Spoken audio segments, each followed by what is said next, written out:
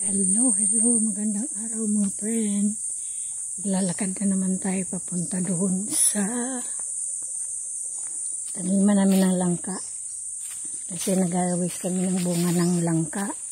Kaya aakyat na naman tayo dito.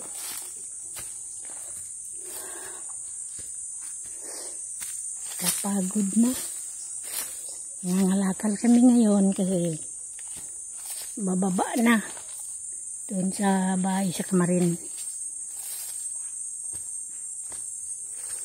Maganda nga umaraw ngayon kasi umulan kahapon.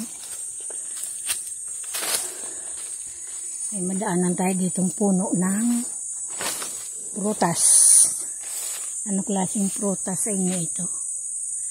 Ayan oh. Ang dami niyang bulaklak. Kakain na ba kayo ng ganitong prutas? Ha? Yan ang mga tanim namin dito. Sari-sari ang aming mga tanim. Dito sa bundok ni Wakiwak. Mga friend. Ka Erlinda. Official Vlog. Edita. Mix Vlog. Scarlett. Arellano. Mix Vlog. Pretty Mine 143. Ito, kilala nyo ba yan? Kung ano klaseng prutas yan? Ayan o. Oh, may bugtong-bugtong yan eh. Isang prinsesa nakaupo sa tasa. Yan.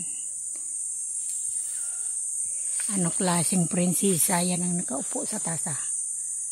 Ayan. Anibalang pa lang.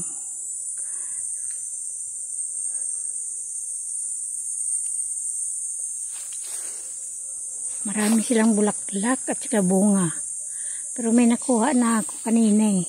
May nalalaglag na. Kasi tagbunga na talaga ngayon. Yun. Tagbunga ng kasoy. Yan, comment lang kung meron rin kayong tanim na ganitong prutas. Ayan o. Si kasoy. Isang prinsesa nakaupo sa tasa. Yan. Marami siyang bulaklak at saka nag-uumpisa na rin siya magbunga. Ayan, may isa pang puno. Ayan o. Maliit lang. Ang isa naman dito, natumba. Pari 3 puno yan. Ang dami din niyang bulaklak. Yan na pag akyat namin uli. Marami tayong ma-harvest na bunga nito. Kung may ganitong buwan talaga, masukal dito sa amin basta nag-uulan. Oh. Ito makita niya, puro damo. Ayun. At saka ito, meron na siyang hinog. Oh. Pwede na to. Saw-saw sa bagoong. Kayo ba nagkakain din kayo nito na saw-saw sa bagoong? Sarap kaya. Saw-saw sa bagoong yung kasoy. O kaya tuyo. Sarap yan. Ayan o. May bunga-bunga siya. At saka hinog na. Ayan. Pitasin na natin siya. Hindi ko pa nga napitas eh. Tanggal na eh. Ayun ang kasoy. Isang prinsesa nakaupo sa tasa. Kasoy yan. Kasoy. Nakadalawa na ako. Marami pa siyang bulaklak. Pagbalik na uli next week, marami na naman ito bunga. Pero yung mga ngayon na naiwan, sa isang linggo yan magkalaglag na. Ayun, nakadalawa ko. Pupuntahan natin si Wakiwak kasi maakyat siya sa langka. Harvest kami ng langka. Kasoy. Ayan, may isa pa yan. Isang puno din, maliit lang. Ayan. Lahat sila namumulaklak.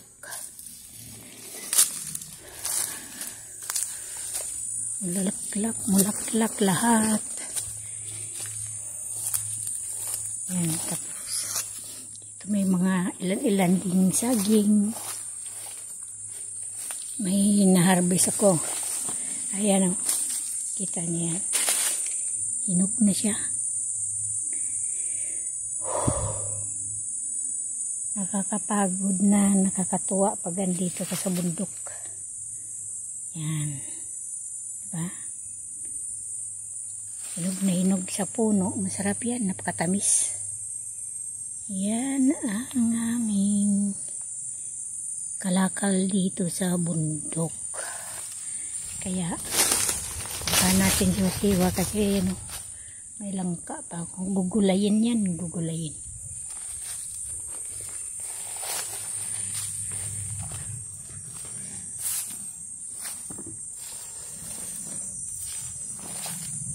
Pasensya na kung ang aking camera medyo malikot ha.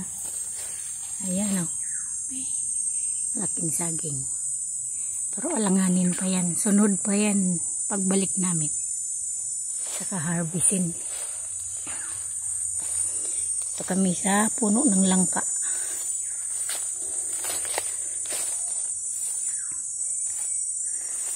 Kasi parang pahinog na yata yung dalawang bunga ng langka. Kaso lang mayroong sira, natusok ng yan, fruit fly.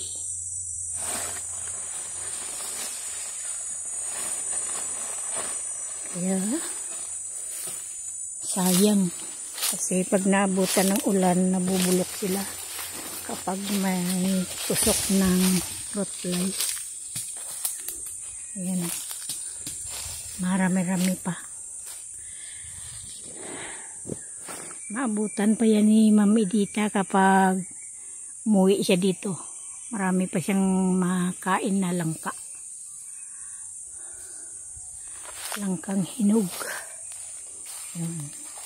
Sa isang puno, mayroon pa. Marami-rami pa yan. Tama-tama yan pag uwi niya dito. Magsawa siya sa langka. Ayan. Hanggang doon sa taas yun. Ayun o. Next week siguro hinog na yan.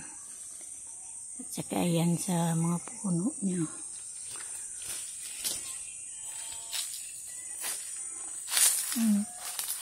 Magkatabi-tabi silang apat.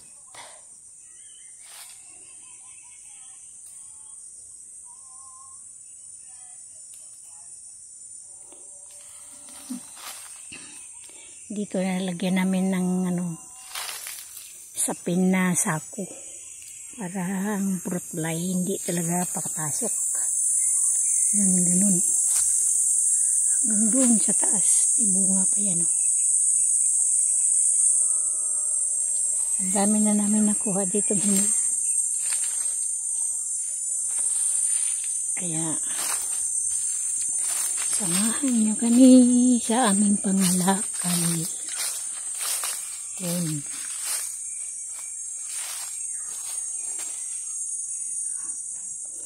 Nakatikim na ba kayo ng ganitong klaseng saging? Ayan po. Ayan. Yan ang saging na tindok. Ganyan lang yung karaming bunga niya. Ay piling. 3 piling lang. Tapos ganyan. Ang laman yan dilaw. Kapag kinain yan ang gusto ko. Kasi sobrang tamis. Ito naman.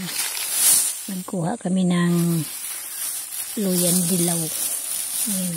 Luyan dilaw yan. Kasi may naghahanap ng luyan dilaw. Yan. Nilagagamot nila. Yan.